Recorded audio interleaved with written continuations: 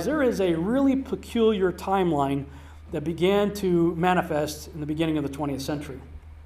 Probably goes back further than that, but not too many people had made it as far south as Antarctica until you get to the late 1800s, really.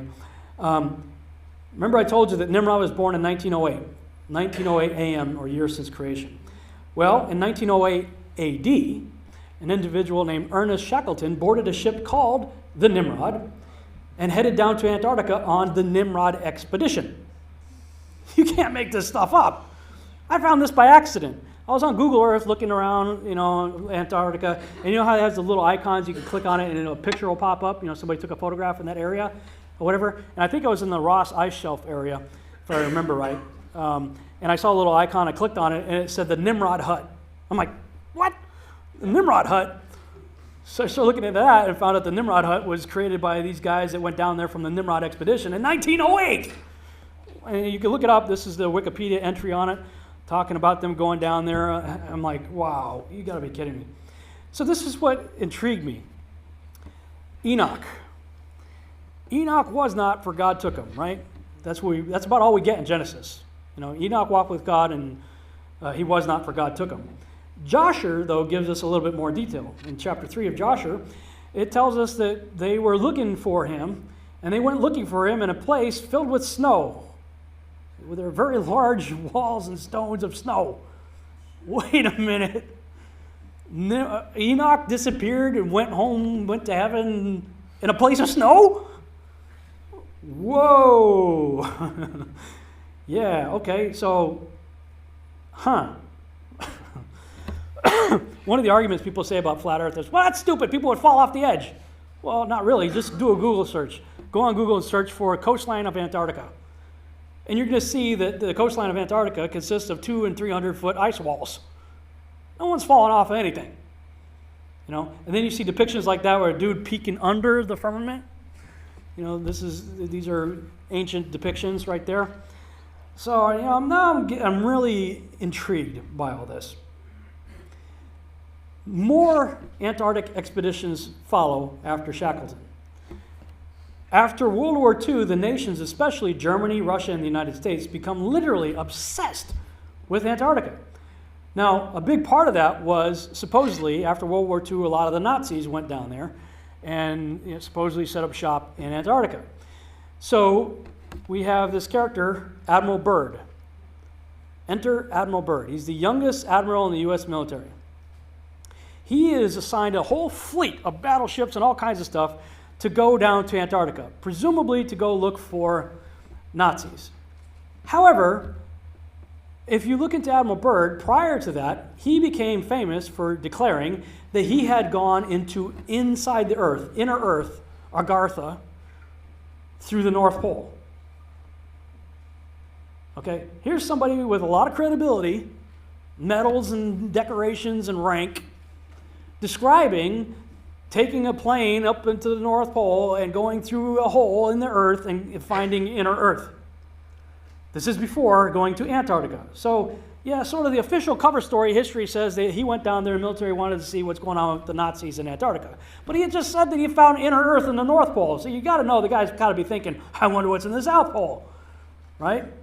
So they call it Operation High Jump. Well, that just makes sense. Operation High Jump. Well, if you go to Antarctica, 200 to 300 foot high walls. You got to jump over it. So they call it Operation High Jump. So I started looking into all that.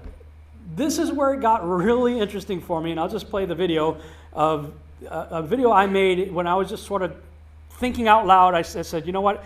I'm not going to just thinking. I'm just going to turn my microphone on and start talking to it, and I'll post it on YouTube, sort of a brain dump on YouTube. So this is sort of me just freaking out, putting pieces together after I started going down the bunny trail of Admiral Byrd, Operation High Jump, and what followed.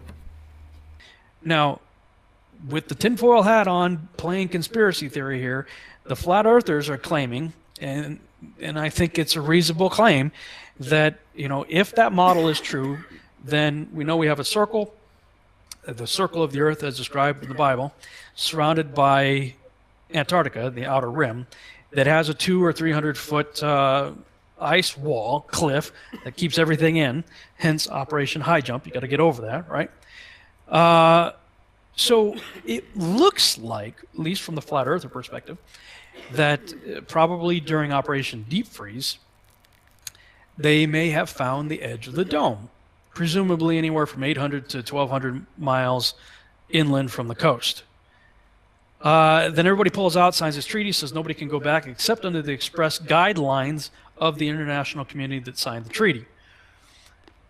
So then all of a sudden the United States and Russia engaged in these high altitude nuclear tests, and the United States calls theirs Operation Dominic, within which we have Operation Fishbowl. Now, hold that thought. This is all happening, if you go and look on the Operation Dominic entry, you see the different dates. We're 1962. This is the early part of 1962. We're talking May. I mean, look at all these bombs going off. 25 April, 1962, 27 April, 2 May, 4 May, 6 May, 8 May, 9 May, 11 May, 11 May, 12 May, 14 May, 19, et cetera, et cetera, et cetera. This is all before President Kennedy's "Let's go out in the space" speech. But I think a lot of people don't realize that our first stop wasn't the moon. Even before we went to the moon, they were sending probes all of a sudden after all of this. Okay, keep the timeline in mind. Operation High Jump, Operation Deep Freeze, Bird dies, NASA's founded, Antarctic Treaty signed, Operation Dominic and Fishbowl take effect. And if you notice during President Kennedy's speech, he was talking about that they've already got probes headed to Venus. Wait a minute. We're already sending stuff to Venus and Mars? We haven't even been to the moon yet. And so I was looking into that, and on planetary.org/explore/space topics /space missions missions to Venus-Mercury.html. And you can go through this site. It starts sort of from the bottom up. As early as February 4th, 1961, they're sending a probe, Sputnik 7. Russia sent this probe to check out Venus. The final stage of the rocket carrying Sputnik 7 into orbit failed, and the spacecraft was unable to achieve the necessary trajectory to carry it onto Venus. Then Venera 1, Russia, sends out another probe February 12, 1961. They lost communications while it was on its way to Venus. Then NASA sends up Mariner 1, July 22nd, 1962. Now, that's right in the middle of Dominic and Fishbowl, that we sent out a probe to go check out Venus. It veered off course and was destroyed by ground controllers. So then Russia sends up another one, Sputnik 19, August 25th, 1962. The spacecraft made it into orbit, but the rocket's last stage failed, and Sputnik 19 was unable to achieve its Venus trajectory and re-entered the Earth's atmosphere 3 days later. NASA, August 27th, 1962, sends its probe. It says Mariner 2 was the first spacecraft to successfully fly by Venus at an altitude of 34,773 kilometers. The spacecraft discovered ground temperatures, blah, blah, blah. Okay, so this is during the time period that between August 27th, 1962 and December 14th, 1962 that we had President Kennedy's speech in September, on September 12th, 1962. So that's what he's referring to. You know, we've already got stuff out there, and you can read about the other ones that were, checking out Venus, I guess Mercury also, and attempted probes going to Mars. Now, this is all before we've even been to the moon. So it appears that whatever happened in Antarctica, everybody got kind of maybe nervous or excited or whatever and said, okay, what is the deal? We've looked through telescopes. We've seen our so-called neighbors, Venus and Mars, through telescopes. Our assumption is the solar system is, set up in the Copernican model. And but yet maybe they found a dome and they started to question all that. So the first thing they do is send out probes to go, wait a minute, what in the world? If we're in a dome, how high does this thing go? So they start launching high altitude nuclear bombs. And if you look at the videos on Operation Fishbowl and Starfish Prime and all those high altitude tests, it looks like they're hitting something up there. At least from a conspiratorial tinfoil hat wearing perspective, that's what it looks like. Now, this is what blew my mind. You can read more on all that if you'd like. to get caught up to speed on what's going on there. So I go to Lubbock, and I'm doing this conference out there at Jared Cressman's father's church, Pastor Dan Cressman, and we get to talking about this whole issue of the flat Earth stuff. And he goes, "Do you know what the name Dominic means?" And I said, "No." He says, you talk about Operation Fishbowl, but check this out. I'm going to take you to, I'll put the screen share back up here.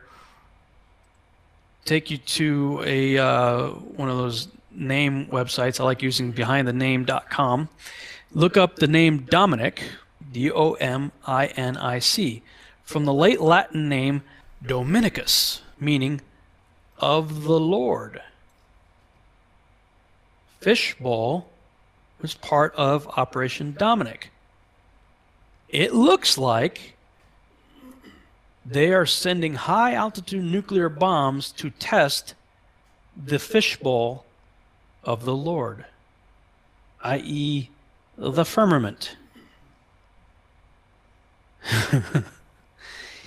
Yeah, this is definitely one of those things to make you go,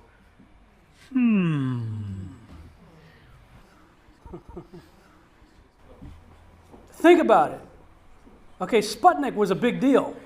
They threw a ball up there and it was supposedly made orbit.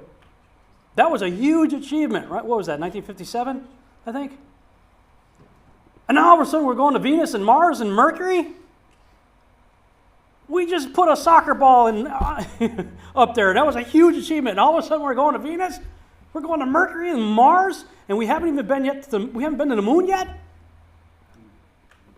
That had completely escaped me in all of my years of studying NASA and wanting to be part of the space program and stuff like that.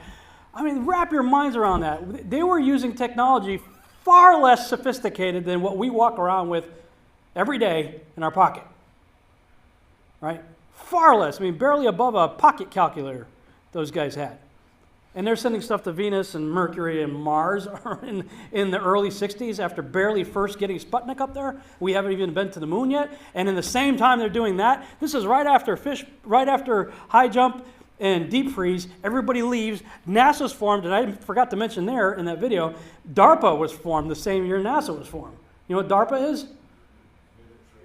Yeah, it's the Military Defense Agency Research Projects department there. They do all the weird black budget stuff, Same year. All that is happening at the same time, and then while that's going on, they're sending probes. It really looks like they found the edge of the dome. They said, "What? We think we're in the Copernican model. Let's go check it out." And all of a sudden, we have the ability to go to Venus, Mercury, and Mars. Somehow, we haven't even been to the moon yet. And while that's happening, they're launching high-altitude nuclear bombs like crazy. 8 May, 11 May, 12 May. And we call it Fishbowl of the Lord. Okay, you wonder why I have a tinfoil hat on sometimes. They're not helping with the names.